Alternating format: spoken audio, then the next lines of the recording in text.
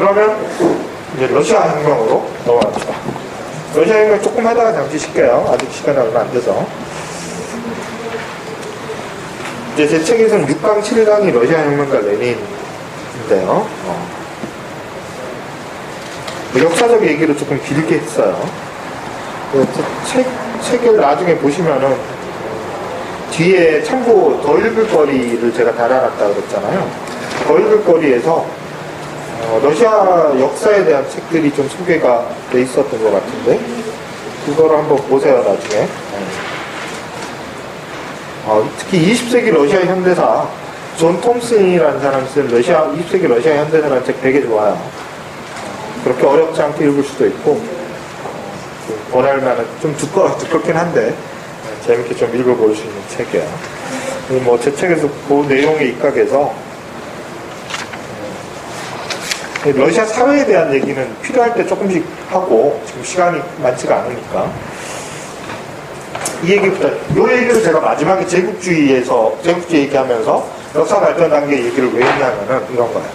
러시아 19세기 말 러시아가 처해 있던 상황하고 이제 연관이 된 거죠. 러시아는 그 당시 선진 유럽 자본주의 국가들에 비하면 상당히 좀 낙후돼 있잖아요. 산업적으로 낙후돼 있어서 그 짜르 체제에서 러시아를 서구화하고 근대화시키려는 노력을 상당히 많이 하지만 잘 이루어지지 않죠. 그 대표적인 게 있죠. 누구죠? 표토르 대제라는 사람이 수도를 지금의 이제 어디에요? 상트페트로부르크라고 부르는 그 지역으로 옮기면서 수도를 새로 원래는 이제 모스크바 반대인가? 모스크바에 있다가 옮겨온 거죠. 제가 갑자기 헷갈리는데 둘 중에 하나야.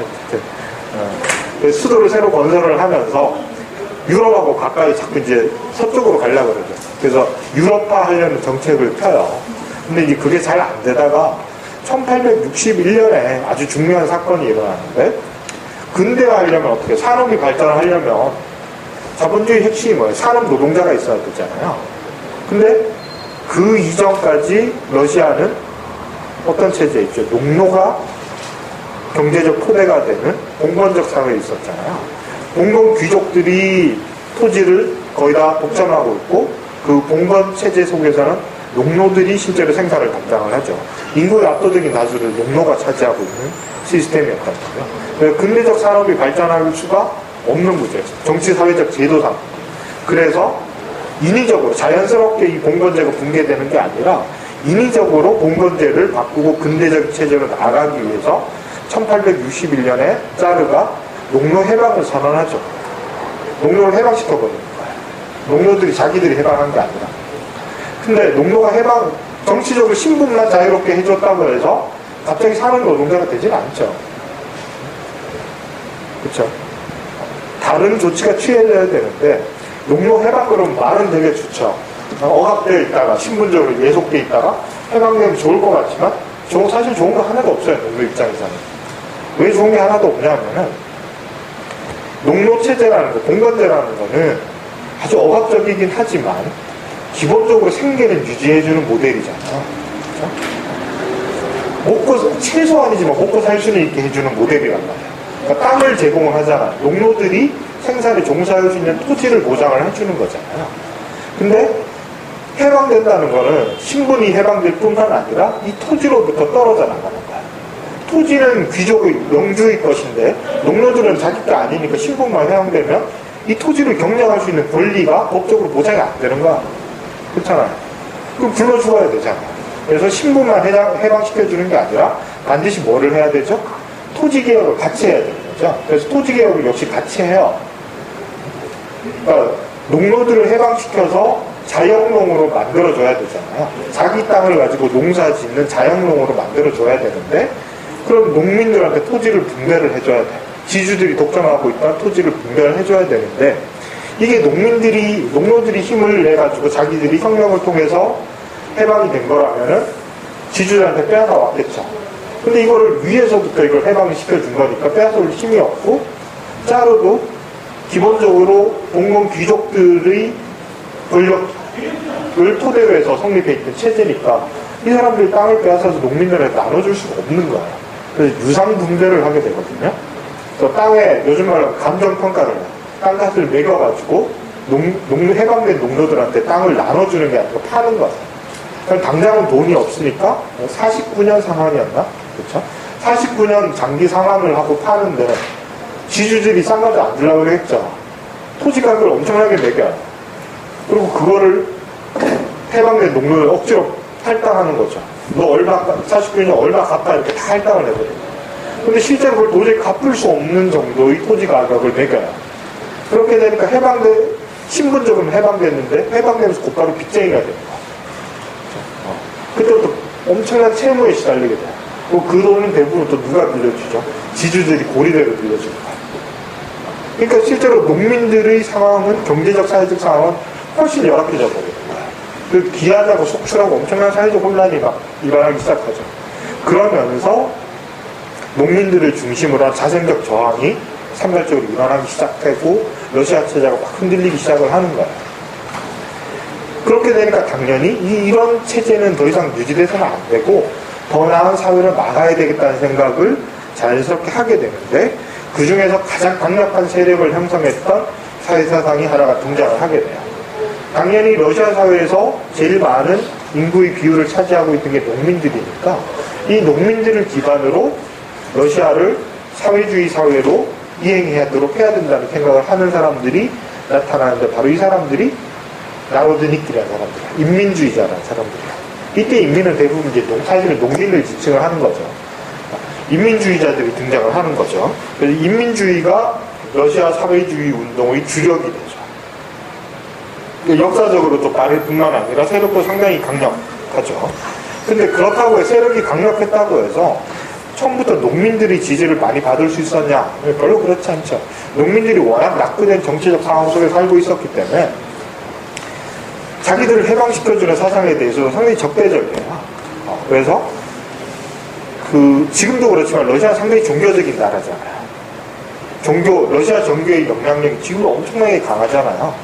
특히 러시아 농민들의 경우에 거의 종교에 지배된 삶을 살고 있었는데 이 러시아 종교에는 제도적으로 이미 이제 짜르 체제와 결합되어 있는 체제예요. 종교 체제 자체가. 그래서 짜르 체제를 정당화하는 이데올로기의 역할을 정교회가 하고 있었기 때문에 짜르에 대한 저항이라는 거는 농민들이 생각할 수가 없었던 거예요. 그래서 주로 상층 출신의 나로드니키 혁명가들이 농민들을 막 조직하려고 농촌으로 들어가잖아. 그게 뭐예요? 민중속으로 그게 뭐예요? 그나로드 운동이라는 게 그거예요. 그렇죠? 일제 시문의 상록수도 그 영감을 받아서 쓴 거잖아요. 근데 농민들이 방금 우리를 해방시켜주기 위해서 왔다 그러고 금세 개몽되고 교화되고 반기고 막 그랬을 것 같아요? 안 그러죠. 경찰이 신고하죠. 헌병대에 신고해서 다 잡아가고 그래요, 진짜. 그래서 좌절하죠. 우리가 구해주러 갈게 해서 갔는데 경찰이 신고해버려요. 그래서 상당히 많은 수가 진짜 체포돼서 거의 운동이 붕괴돼요. 붕괴되면서 인민주의자들이 이제 다른 경로로 막 이탈하기 시작하는데 그 중에 상당히 많은 수가 어디로 운동의 방향을 바꾸냐면 바로 테러리즘으로 전환하고 있다. 그래서 19세기 말에 통계도 나와 있던데 뭐 몇 년에서 몇 년까지인데 그 러시아 고위 관료들이 거의 수천 명이 암살을 당해요. 엄청나게 많은 수가 암살을 당해요. 지금 생각하면은 역사학자들이 재밌는 얘기를 하는데 그 당시 무기의 성능을 보면 이거 놀라운 숫자라는 거죠. 여러분 아시겠지만 군대 갔다 오신 분들은 알겠지만 정말 좋은 요새 총이 정말 발달했잖아요. 근데 잘 안 맞죠. 군대 가서 특히 예비군 훈련 가서 칼빈 소총 이런 거 쏘면 절대 안 맞잖아요. 옆 사람 표정이 다 맞잖아요. 그렇죠? 정말 안 맞아요. M16이 제일 좋은 소총이라고 그러는데 어떻게 계산하죠? 1000발 쏘면 한 명 죽인다고 계산하잖아요. 지금도 그렇게 계산해요. 그 정도로 총이 잘 안 맞아요. 근데 옛날에 그거를 100년 전이니까 무기가 얼마나 형편없겠어요. 근데 그거를 심지어 집에서 수제로 만들기도 한단 말이야. 그런 총으로 쏘는데 암살이 성공이 돼. 그리고 무기 위력이 약해서 이렇게 맞아도 군사 안 죽어요. 잘 안 죽어요. 그래서 홉스범책이나 다른 역사책을 한번 보세요. 혁명사 같은 거 보면은 사망자 수가 실제로 별로 안 많거든요. 안 많은 이유가 여러 가지 있지만 무기의 성능이 상당히 낮은 거예요. 그래서 요즘같이 이렇게 정통으로 맞으면 즉사하고 그런 총이 잘 없었어요. 상당히 오랫동안 더 나쁜 것 같기도 한데 대부분 불구가 되지 금세 죽지가 않아. 그러니까 사망자는 대부분 전쟁이 지고 나서 학살을 통해서 사망이 일어나지 전투 과정에서 사망자가 잘 발생을 안 할 정도로 무기 체계가 그렇게 성능이 좋지 않았단 말이에요. 그렇죠? 그러니까 심지어 기어틴이라고 있잖아. 프랑스 영화 이렇게 당겨서 단두대. 그것도 이렇게 영화에서 볼 때 한 방에 이렇게 목이 달아나는 게 아니에요. 한 번에 잘 안 잘려요. 네. 그러니까 야근 기술이 그렇게 발달을 못했기 때문에 쇠가 그렇게 성능이 조금 날카롭지가 못했어요. 지금 여러분 남자분들 면도기 쓰시는데 한번 보세요. 다 메이드 인 재팬인데 날만 어디에요? 질레트 이런 거 보면 딴 부품은 다 메이드 인 차이나인데 이건 어때요? 나름 메이드 인 USA잖아요. 그 정도 면도관 하나도 만들기가 힘든 거예요. 그 정도 잘 들게. 그래서 실제로 역사 사료들 보면 기어틴으로 한 방에 목이 안 자라서 다시 하고 막 그래요. 반 좀 잘리는 상태로. 너무 끔찍하죠. 그러니까 근데 수천 명을 죽였단 말이에요. 그러니까 어떻게 보면은 두 가지로 해석을 하는 거죠. 하나는 진짜 코미디도 많아요. 총을 쐈는데 암살자가 자기가 죽어요. 총이 폭발해가지고. 그런 사례도 되게 많아요. 뭐 시한폭탄 이런 게 정교하지가 않잖아요. 시간도 잘 안 맞고 뭐 자기가 터지고 그런 사고도 되게 많았음에도 불구하고 그렇게 많은 고위 관료들을 암살할 수 있었던 거는 두 가지로 해석할 수 있죠. 하나는 경호가 너무 허술했다. 그걸 수도 있지만 또 하나는 이 정도로 혁명의 열망이 높았다. 그렇게 아주 열악한 조건 속에서도 수천 건의 암살을 성공시킬 만큼 암살하면 대부분 그 암살자는 죽거든요. 그렇죠? 도망갈 수가 없어요. 거의 다 죽는단 말이에요. 그 정도로 사회적 모순이 심했다는 걸 단적으로 보여주는 거예요. 그러니까 이런 식의 암살이란 테러리즘 외에는 이 사회적 불만을 표출할 수 있는 통로가 없었기 때문에 그렇게 많은 암살이 자행됐던 거예요. 그걸 보여주는 거죠. 그 정도로 이렇게 아주 모순이 심한 사회였음에도 불구하고 대규모 혁명은 일어나기 힘든 상황이었어요. 근데 이제 인민주의자들이 되면서 점점 혁명적 분위기가 고조가 되는데 그 다음에 이제 나타나게 되는 게 자유주의자들. 그러니까 서구적인 부르주아 민주주의를 확산시켜야 되는 자유주의자들. 이건 주로 이제 상층이나 아니면 데카브리스트의 난 이런 거 이제 아시겠지만 그 고위 관료들, 주로 청년 고급 관료들, 주로 서구에서 유학에서 교육받은 사람들을 중심으로 체제 내에서 개혁을 하자는 움직임이라고 할 수 있죠. 자유주의적 지향이 있는데 이 사람들의 세력이 상당히 약해요. 왜냐하면 이 자유주의적 지향이라는 건 당연히 사회적 세력으로 보자면 신흥 부르주아 계급을 토대로 한 이데올로기인데 러시아의 경제적 상황이 부르주아 계급의 수구나 세력이 그렇게 강하지 못했거든요. 그러니까 자유주의 정치 세력도 상당히 약할 수밖에 없었고 그 다음에 또 하나로 등장한 게 바로 막스주의죠. 막스주의는 상당히 일찍 러시아에 수입이 돼요. 그래서 자본론이 최초로 외국으로 번역된 게 러시아어예요. 근데 이게 상당히 이상하죠. 그 당시 러시아 상황은 아니에요. 그러니까 검열, 여러분 요새 검열 어떻게 생각해요? 검열 있나요? 공개적으로는 못하지만은 뭐 있기야 있겠죠. 근데 1차 대전 무력이나 2차 대전 전까지만 해도 유럽은 검열이 어느 정도 일반화되어 있어요. 모든 개인 서신을 다 읽어요. 우체국에서. 다 읽었어요. 우편량이 그렇게 많지 않았기 때문에 됐겠지만 우체국에 가면 헌병이나 경찰이 앉아있어요. 그 담당자가 앉아서 도장을 찍는 건 다 읽어요. 편지 뜯어서 다 읽어. 일일이. 다 읽었어요. 그 정도로 검열이 심했거든요. 그러니까 출판물은 더 했겠죠. 근데 자본론이 번역 출간이 된 거야. 그럼 왜 그랬겠어요? 검열관이 읽었는데 너무 어려운 거야. 그러니까 자기도 무슨 말인지도 모를 뿐더러 이거를 그 당시 러시아에서 나루드니키 가서 그런 사람 신고하는 농민들이 그걸 꼭 혁명을 하게 될 일은 만무하잖아. 그럼 뭐 이런 거 뭐 번역된다고 해서 그게 무슨 책인지 잘 아마 몰랐을 것 같아요. 그래서 이제 허용이 돼요. 근데 이걸 뭐를 보여주냐면 마크주의가 처음에 러시아에 수입된 거는 합법적 경로를 통해서라는 거예요. 그래서 주로 대학의 연구자들이, 교수들이 합법적으로 학문 연구의 대상으로 마크주의를 수용하기 시작하죠. 어떤 사회적 정치적 운동으로서 수입됐다기보다.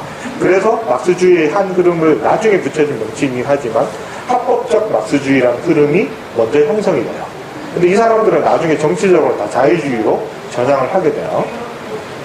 그 다음에 대도시를 중심으로 이제 산업 발전이 좀 급속한 속도로 이루어지는데 러시아에서 산업 발전이 이루어지는 것은 위에서부터 산업 발전이 이루어져요.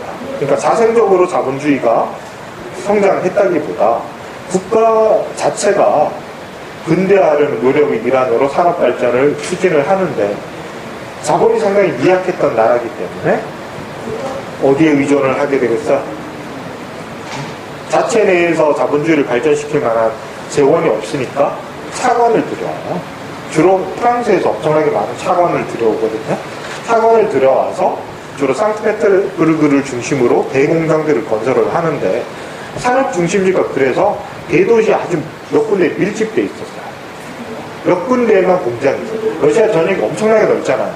이 엄청나게 넓은 국토 중에서 산업 기반은 몇 군데에만 있는데 대신에 밀집되어 있었기 때문에 이 산업이 발달한 대도시에서는 노동자들의 수가 되게 많아서 그 당시 전 세계에서 제일 큰 공장이 그 상트페테르부르크에 있는 화학 공장이 제가 숫자가 약해서 기억을 아마 단일 공장으로서 제일 크게 6만 명인가 그런 공장이 있었어요. 19세기 말에 엄청나게 큰 공장이 있었어요. 그렇게 되니까 아주 제한된 공간 안에 노동자들이 급속하게 성장을 하게 되니까 그 안에서 노동자 의식이 생겨나겠죠. 그러면서 이 사람들을 중심으로 자생적인 막스주의 운동이 조금씩 퍼져나가기 시작하는데 대신에 통제가 아주 엄격한 사회였기 때문에 거의 일거수일투족을 비밀경찰에서 다 관찰되고 있었어요.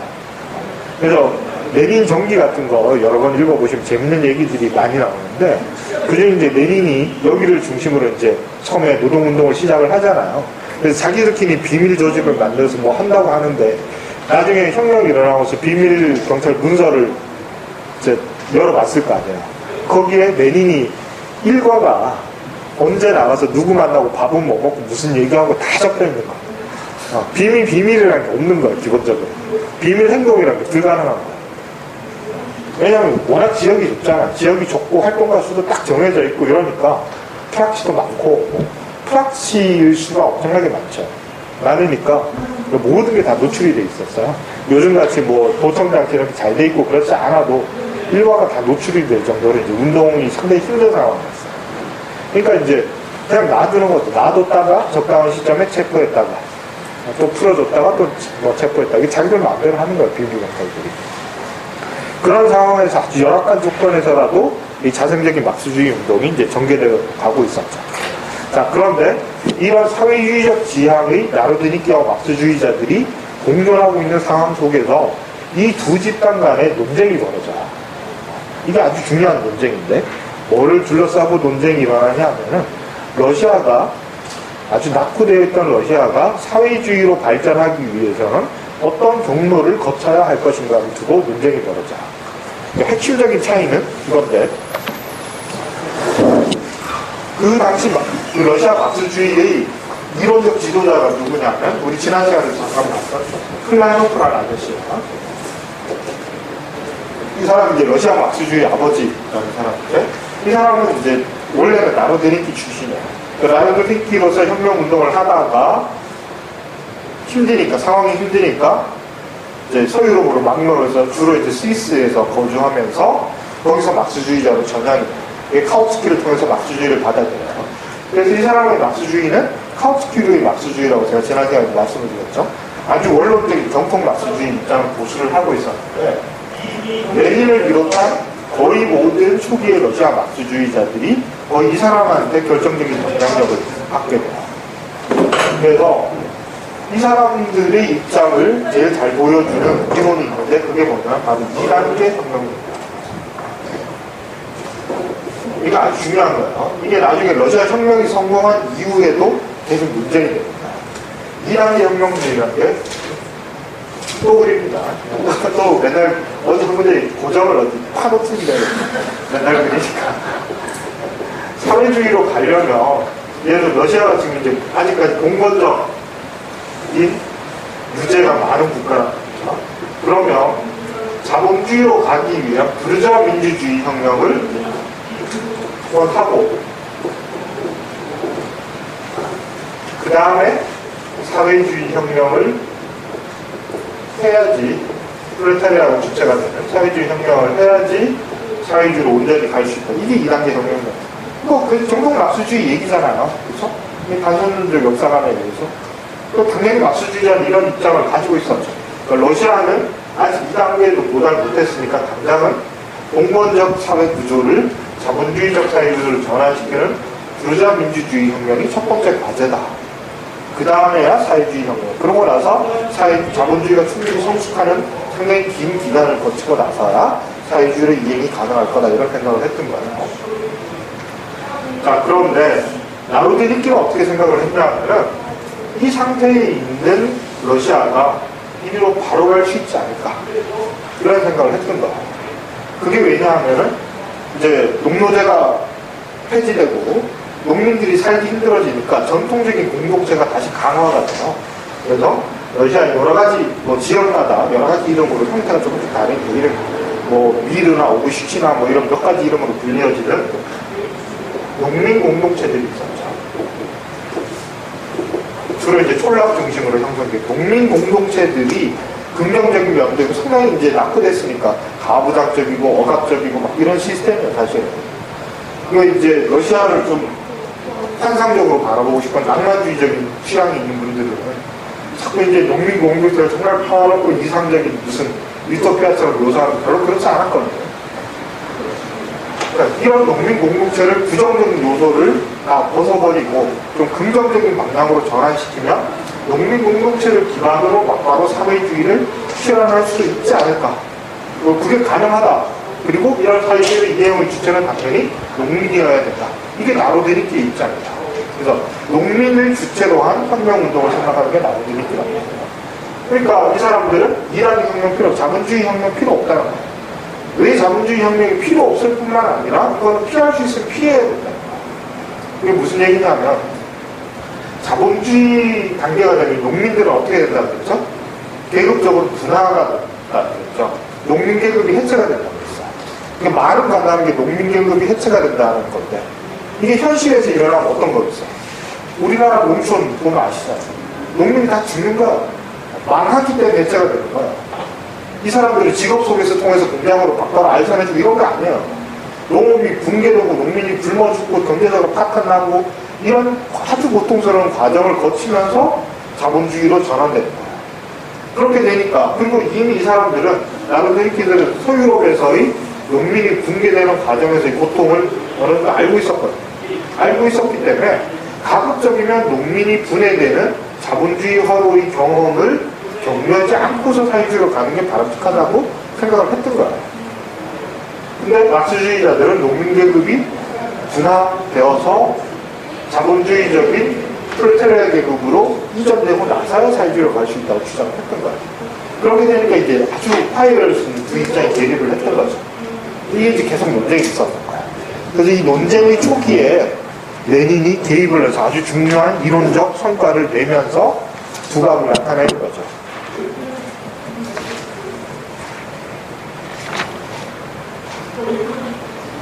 자, 어떤 이론적인 주장을 하냐. 그 전에 잠깐 하나를 빠뜨렸네요. 그 전에 그럼 막스 엥겔스는 이 문제에 대해서 어떻게 생각했을까? 요거를 조금 얘기를 해야 될 것 같아요. 물론 막스 엥겔스는 이게 이제 러시아 혁명 이런 거는 자기들 당대는 꿈도 못 꿨으니까 심각하게 생각을 안 하는데 몇 번 얘기를 해요. 문헌이 몇 개가 남아있는데 이제 네 군데가 세 군데가 제가 정확하게 기억을 못하는데요. 어디 자료에 있어요. 자료에 있는데 첫 번째는 러시아의 이제 그 사회민주주의가 편지를 보내죠. 막스한테. 만약에 러시아가 농민 공동체를 기반으로 사회주의로 나가는 혁명을 한다면 그게 가능할까라고 보냐? 가능하다고 봐요. 세 번인가 네 번 그런 질문을 받는데 가능하다고 봐요. 여러 번에 걸쳐서. 특히 이제 그 공산당 선언이 1882년에 러시아어판이 번역이 출판이 되는데 그 앞에 서문을 달아요. 막스 엥겔스가. 그 서문에서 그 문제를 다시 한번 언급을 해요. 그래서 그 구절을 제가 책에 인용을 해놨는데 그 부분을 읽어드릴게요. 뭐라고 얘기하냐면 러시아의 오브시치나가 촌락 공동체예요. 오브시치나는 비록 태고의 토지 공동 보유의 심하게 붕괴된 형태이긴 하지만 공산주의적 공동 보유라는 더 높은 형태로 직접 이행할 수 있는가? 아니면 반대로 서양의 역사 발전을 이루고 있는 동일한 해체 과정을 먼저 겪어야만 하는가? 이렇게 물어본 거죠. 막스는 가능하다라고 보는 전제 조건이 하나 있어요. 러시아에서 혁명이, 이런 사회주의를 제한하는 혁명이 일어나더라도 선진 자본주의 국가, 그러니까 자본주의가 충분히 발전한 선진 자본주의 국가에서 혁명이 일어나서 러시아에서 이 농민혁명을 지원해 줘야지만 사회주의 혁명이 가능하긴 하겠지만 불가능한 건 아니다, 이렇게 얘기해요. 이게 막스 엥겔스의 공식적인 입장이에요. 자, 그런데 이후에 카우츠키나 플레하노프는 이 입장에서 오히려 후퇴하는 거죠. 오히려 후퇴하고 2단계 혁명을 아주 원칙적으로 고수를 하게 되고, 막스 엥겔스 이 얘기는 사실 잘 안 알려져요. 나중에 알려지지. 이게 이제 이런 대립이 있었는데, 레닌이 이제 여기에 개입한 게 뭐냐 하면은 바로 러시아에서의 자본주의 발전에 대한 책이에요. 그 당시에 이제 논쟁이 주로 시장 문제를 둘러싼 논쟁이 전개가 되고 있었거든요. 왜 시장이 왜 중요한 문제가 됐냐면은, 자본주의가 발전을 하려면 자본주의적 산업과 공장만 있다고 자본주의가 발전하는 게 아니잖아. 공장에서 물건을 만들어내면 이게 소비가 돼야지 자본주의가 운영이 될 거 아니에요. 그렇죠? 그러니까 생산에 대해서 충분한 시장이 존재해야지만 자본주의가 발전을 하는 거야. 그래서 이 당시 이제 나로드니키하고 막스주의자들 사이의 논쟁의 초점이 러시아의 근대적 산업을 유지할 만한 충분한 시장이 존재하는가를 둘러싸고 논쟁이 있었어요. 여기에 대해서 그 당시 망명지에 있던 레닌이 통계 자료를 모아가지고 주장을 하는 거죠. 러시아에는 아직까지 봉건적 요소가 상당히 많이 남아있음에도 불구하고 근대적 산업을 발전시키기에 충분한 시장이 존재한다. 이거를 이제 주장하는 텍스트를 쓰죠. 그래서 이 당시에 레닌이 2단계 혁명론을 아주 철저하게 받아들이고 있었다는 걸 알 수 있어요.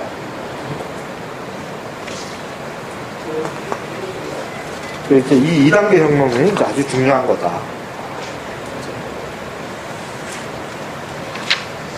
이런 식으로 이제 전개가 쭉 되다가 막스주의자들이 어쨌든 점점점 세력을 키워나가요.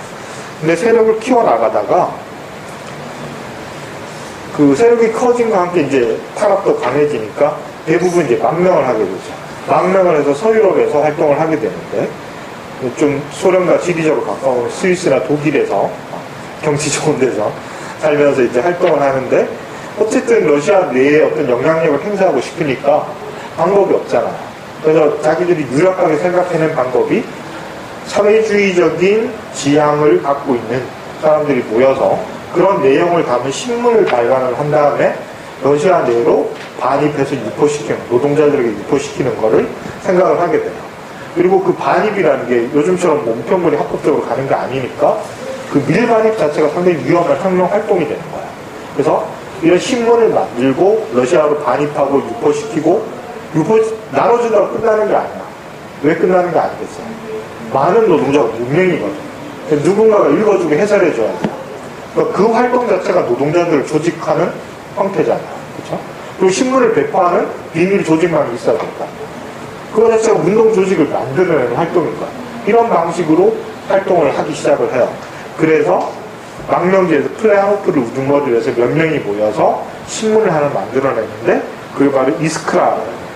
많이 들어보셨을 거예요. 이스크라는 이름 못 들어보셨어요? 요새 어디 뭐 저 밴드도 있던데, 운동 밴드도 있죠. 이스크라, 불꽃, 러시아 말로 불꽃이라는 이름이에요. 불꽃이 있으면 이제 불이 확산이 되겠죠. 그걸 만들어내죠. 그러면서 이 그룹을 중심으로 러시아 사회민주당이 창립이 돼요. 그래서 창립 대회를 하는데, 이때는 그냥 말 그대로 동호회 수준, 이거보다 훨씬 적은 인원이 모였어요. 11명인가가 모여서 그냥 동호회 차원에서 창립을 하다가 몇 년 뒤에 운동이 좀 성장하면서 좀 그래도 정당에 가까운 형태로 열리는 게 1903년에 러시아 사회민주당 2차 당대회가 열려요. 근데 이때 이제 논쟁이, 아주 중요한 논쟁이 일어나는데, 당원 자격을 규정을 해야 될까? 뭐 당원도 만들고 당규도 만들고 이런 걸 했겠죠. 그럼 제일 앞머리에 러시아 사회민주당의 당원 자격은 어떻게 한다, 이런 거를 규정을 해야 될 거 아니에요. 두 가지 안이 대립을 하는데, 하나의 안은 레닌이 낸 안이고 하나의 안은 레닌의 친구이자 요 뒤에 1907년에 우리가 지난 시간에 봤던 슈투트가르트 결의안을 같이 작성했던 마르토프가 낸 안이 있어요. 이 안 두 개가 얼핏 읽어보면 거의 똑같아요. 제가 읽어드릴게요. 레닌의 안은 뭐냐면, 당의 강령을 받아들이고 당 조직의 통제와 지도 아래 당의 과제를 실현하기 위해 적극적으로 활동하는 사람. 이게 마르토프 안이네요. 레닌의 안은 당의 강령을 받아들이고 물질적 측면에서 당을 후원하고 당 조직 가운데 하나에 뭐가 되냐면 직접 참여하는 사람. 직접이란 말이다. 직접. 그러니까 후원자, 좀 느슨하게 후원자까지, 동조하는 후원자까지 당원으로 자격을 주느냐, 직접 혁명활동에 참여하는 사람만 가입을 시키느냐, 이걸 갖고 이제 논쟁이 벌어져요. 근데 지금 생각하면 별거 아닌 것 같죠. 말도 거의 같고, 제가 지금 읽어도 누구 말인지 헷갈릴 정도로, 제가 맨날 보는데도 누구 말인지 헷갈릴 정도로 비슷한 표현을 썼는데, 왜 문제가 생겼을까? 그래서 여러 가지 이유가 있는데, 뭐 프레아노프의 관계 이런 것도 있고 자기들끼리 펍을 다툼하고 이런 것도 사실 있어요. 이런 요인도 있긴 하지만 당의 활동 방식에 대한 어떤 비전이 달랐던 거죠. 그래서 그 레닌의 경우에는 상당히 현실주의자잖아요. 역사학자들이 레닌을 보통 상당히 현실적인 사람으로 보잖아요.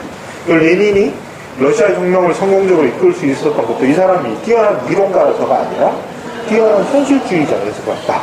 이런 얘기를 많이 하죠. 어떤 점에서 현실적이냐면 아까 앞에서 비밀경찰 얘기를 잠깐 했었잖아요. 그런 상황에서 혁명활동을 한다는 게 가능하지가 않잖아요. 이게 가능하려면 제일 중요한 게 보안 문제예요. 당의 어떤 활동이 당원들한테 다 알려지면 혁명운동 자체가 불가능한 거야. 이런 아주 실용적인 목적에서 보안이 철저하고, 그리고 이거 변절하기가 쉽지 않아요. 실제로 상당히 많은 변절이 일어나거든요. 나중에 이제 여러분들 좀 더 관심 가지신 분들 이 책 말고 좀 더 세계적인 책을 보시면, 특히 서유럽에서 사회주의 운동의 역사는 그 주도자들이 변절의 역사라고 해도 과언이 아니에요. 엄청나게 변절을 하거든요. 자본가들은 그냥 내버려 두지 않잖아요. 탄압도 하지만 회유도 하고 그래요. 대표적인 게 북부 스칸디나비아 사회민주당을 건설한 사람이 있어요. 거기 혼자서 당을 다 건설해요. 그래서 엄청나게 조직도 키우고 명망가가 되는데, 당이 막 커지고 그 노동쟁의도 막 일어나고 운동이 활성화되던 무렵에 이 사람이 경찰에서 돈 받고 미국으로 이민 가버려요. 너무 황당하죠. 그 운동이 망해요. 그래서 그 몇십 년간 운동이 부활을 못하는 거야. 그런 일이 수도 없이 일어나거든요. 러시아에서도, 러시아 혁명사 한번 읽어보시면 정말 그런 지금 보면 코미디 같은 사건들이 계속 막 일어나요.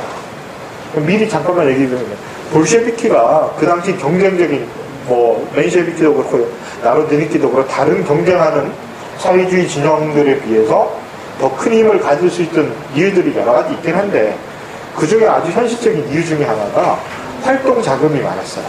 활동 자금이 많았어요. 돈이 있으니까 이제 힘이 세졌던 거야. 근데 이 사람들이 활동 자금을 모으려고 되게 불법적인 일도 하죠. 은행 강도 같은 것도 하잖아요. 실제로 은행 강도 해요.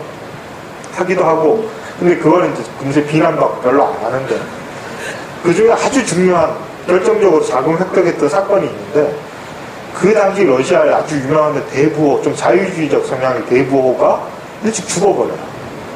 우리나라로 치면 이건희가 일찍, 이건희 아들 누구야? 걔가 이재용이 일찍 죽어버린 거야. 근데 상속자로 결혼 안 한 여동생이 2명 있었어요. 그래서 볼셰비키가 얘들을 꼬셔서 결혼하는 작전을 세워요. 싫어요, 싫어. 그래서 볼셰비키 당원 중에 이제 좀 제일 인물이 번듯하고 뭐 이런 애들을 뽑았겠죠. 둘이를 선발해요. 그 진짜 결혼에 성공해요, 둘 다. 성공해요. 그것도 진짜 코미디죠. 근데 성공해요. 그 다음에 어떻게 됐겠어요? 이 사람들이 그 유산을 빼돌려 성경에 섞였어요? 안 섞였어요? 한 명은 잠적해요. 그 돈 가지고. 한 명은 잠적하고, 한 명은 그나마 조금 내라. 다 주지도 않고 그냥 그 중에 일부를 내놓는데, 그것만 해도 엄청난 자금이어서 볼셰비키가 되게 큰 힘을 가졌던 거거든요.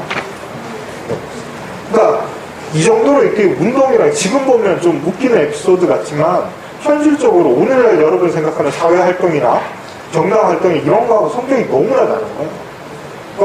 그냥 죽는 거예요. 교수형을 정말 많이 시켰거든요. 정말 억압적인 상황이기 때문에 겁이 나서도 변절하고 회유당하기도 하고, 특히 혁명가들이 대부분 상층계급 출신들이잖아요. 자기 특권을 희생하기가 쉽지 않잖아. 젊었을 때 말은 그럴듯하게 하다가 막상 해보니까 힘들잖아. 그러니까 다 이탈하는 거야. 지금도 그렇지만 우리나라 386도 그랬듯이. 그렇죠. 지금도 말만 하지. 그렇잖아요. 결사항쟁. 아무도 안 죽죠. 절대 안 죽죠. 근데 이 당시에는 진짜 죽었단 말이에요. 진짜 죽었단 말이에요. 상당히 많은 사람이 죽고 유형을 가거나 시베리아 유형 가면은 감시를 거의 안 해요. 그러니까 자꾸 탈출을 하죠. 탈출하는 거 보면 되게 뭐 느슨하게 살았던 것 같은데 유형 가면 거의 죽어요. 생활 여건이 너무 열악해져. 그 정도로 위험한 상황이었다. 그 상황 속에서 레닌이 이런 군대적 규율에 의한 전문적인 혁명가 집단을 상상 안 했다는 게 더 이상하겠죠. 그러니까 레닌 혼자 그런 생각을 했던 게 아니에요. 그러니까 그걸 전이당 모델이라고 부르잖아요. 이 전이당 모델이라는 거는 사실은 그 당시 대부분의 혁명가들이 갖고 있었던 모델이에요. 그러니까 마르토프도 특별히 다른 모델을 갖고 있었던 게 아니에요. 지식인이 지도하는 그거를 갖고 있었는데 오히려 마르토프와 레닌의 전망은 이 문제가 아니라 당의 조직이나 당의 운영 형태의 문제가 아니라 다른 비전에 대한 문제로 갈라지는 거예요. 그것이 더 큰 논쟁점이지 이 당을 군대적 규율로 엄격한 이 독재적인 당 규율을 주장했기 때문에 좀 더 민주적인 주장을 했던 마르토프가 반대하고 이런 게 절대로 아니에요. 그게 아니라는 것도 뭐로 보이냐면 그 당시 이제 그 이스크라 편집위원회가 있을 거 아니에요? 그 안에 투표를 할 거 아니에요? 중요한 의사결정을 할 때. 플레하노프는 2표예요. 플레하노프 딴 사람도 1표인데 플레하노프는 2표예요, 2표. 1인 2표야. 민주적이지 않잖아요. 그쵸? 그 당시 상당히 권위적인 체제로 모든 조직이 다 운영이 돼 있었어요.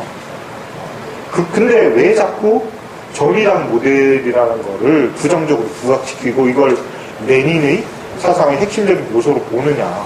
두 가지 이유가 있는데 하나는 좀 역사적으로 타당한 근거가 있어요. 뭐냐면 이 레닌의 전이당 이론이 이런 열악한 상황에서 혁명운동의 실용적인 차원에서 얘기가 됐던 건데 이게 혁명이 성공한 이후에도 이 모델이 돼서 말 그대로 모델이 돼서 소련 공산당이 운영이 된 거죠.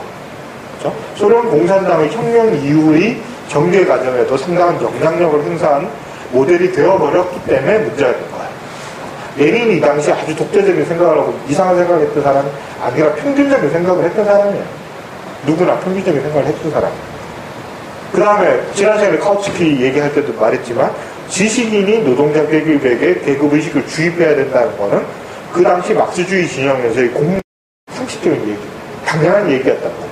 그냥 그 얘기 한 거예요.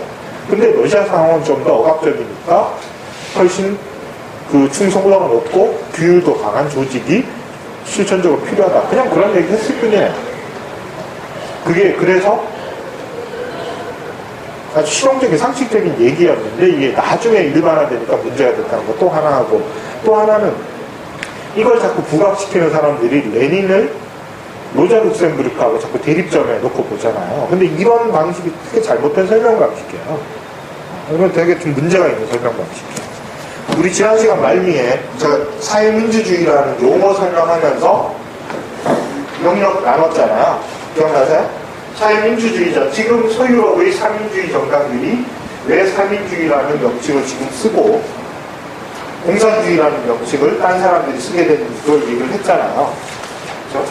그거하고 연결해서 생각해보면 우리 마트에서 봤던 수정주의와 제국주의에 찬성했던 사람들이 사민주의자들이 됐는데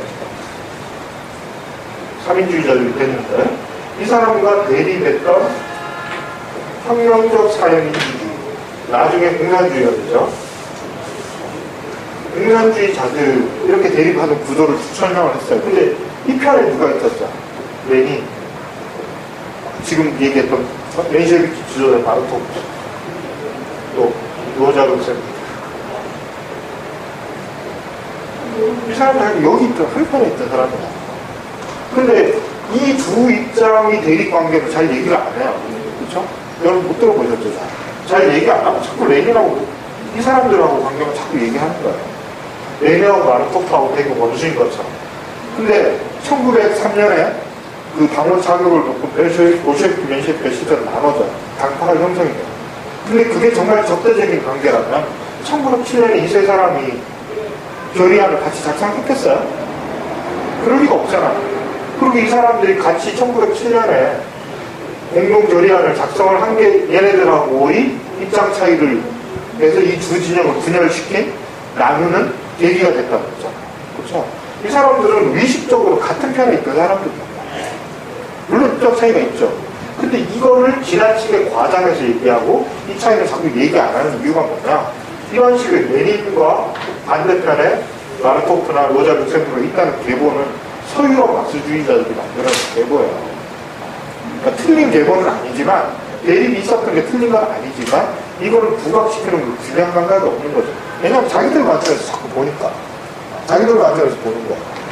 그래서 자기들이 그러니까 20세기 중반 이후에 서유럽의 공산주의자들이 자기들이 스탈린주의하고 다르다는 걸 부각시켜야 되니까 자기들이 이론적 원천으로서의 로자 룩셈부르크를 레닌과 자꾸 대립되는 사람을 자꾸 그렸던 거죠. 근데 그게 우리나라에 수입이 되면서 맥락 없이 수입이 되면서 레닌하고 로자 룩셈부르크 또는 볼셰비크와 멘셰비키가 초기부터 아주 적대적인 입장이 있던 사람이라는 오해가 널리 퍼진 거예요. 그거는 역사적으로 아주 맞지 않는 설명이야. 과장된 설명이에요.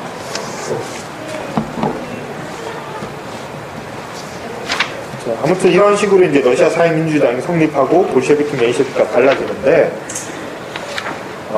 이 당원자 학력을 영을 무엇을 할 것인가 얘기를 해야 되는데, 아무튼 이 정의당에 대한 얘기를 한 텍스트가 1902년에, 이 1903년에 당대회 이전에 이미 나와 있었어요. 그게 이제 무엇을 할 것인가인데, 여기에 대해서 오해가 상당히 많은데요. 읽어보시면 알겠지만, 이게 특별하게 무슨 조직론 이런 게 별로 아니에요. 읽어보시면 다 그 당시에 경쟁하던 사회주의자들을 공격하는 얘기예요. 누구를 공격을 했느냐? 바로 경제주의자 또는 그 자생성, 대중의 자생성 주장하는 사람들을 공격을 해요. 이거를 또 우리나라에서도 책도 안 읽고 이야기하는 사람이 되게 많죠. 무엇을 할 것인가도 비슷한 얘기예요. 레닌 얘기를 하려면 한글로 다 번역돼 있어요. 길지도 않고 그렇게 어려운 책과 레닌 책은 별로 이론적인 책들이 별로 없어요. 쉽게 읽히는 책이거든요. 근데 읽지도 않고 왜 자꾸 레닌 어쩌고저쩌고 이러는 모르겠어요.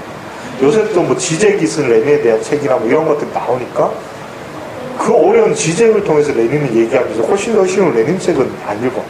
그러면서 레닌이 어쩌고저쩌고 얘기하는데 저는 그런 접근법이 도대체 왜 이렇게 유행하는지 이해를 못하겠어요. 그러면 더 좀 있어 보이나 봐요. 하여튼 좀 이상한데 한국에서 정말 이 무엇을 할 것인가에 대한 오해는 이런 말로 할 수가 없죠.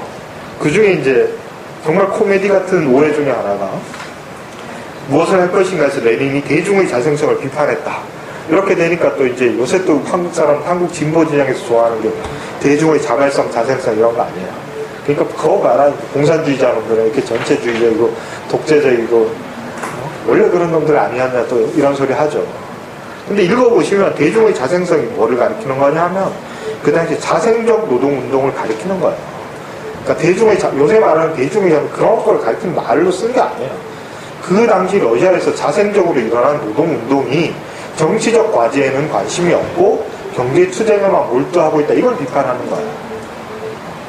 근데 그거를 레닌의 정의당 이론은 아주 엄격한 규율을 강조하고 뭐 독재적인 시스템이어서 결국 그래서 전체주의랑 연결돼서 스탈린주의를 낳은 거고 이런 계보를 막 만들어내죠. 그래서 결국 대중의 자생성을 억눌렀다. 서유럽 막스주의자들이 했던 얘기를 이상하게 외국에서 한국에 수입해서 읽지도 않고 막 그런 얘기를 막 하죠. 그래서 이 사람이 얘기하면 대중의 자생성에 대한 지도자의 의식성. 그러니까 지도자라는 거는 직업적 혁명가죠.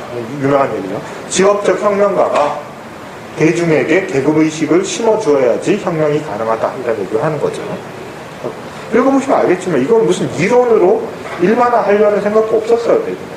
그냥 정말로 상식적인 그 당시에서 당장 주어진 조건에서 지금 당장 어떻게 운동해야 되나 이런 얘기를 하는 거거든요.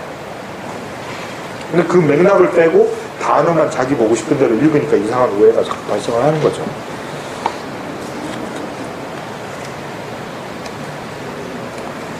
그래서 이제 이 당시 상황을 또 모르고 그런 얘기를 자꾸 하는 거죠. 시간이 너무 잠깐 한 5분만 쉬었다가 이제 러시아 혁명 얘기로 들어가겠습니다.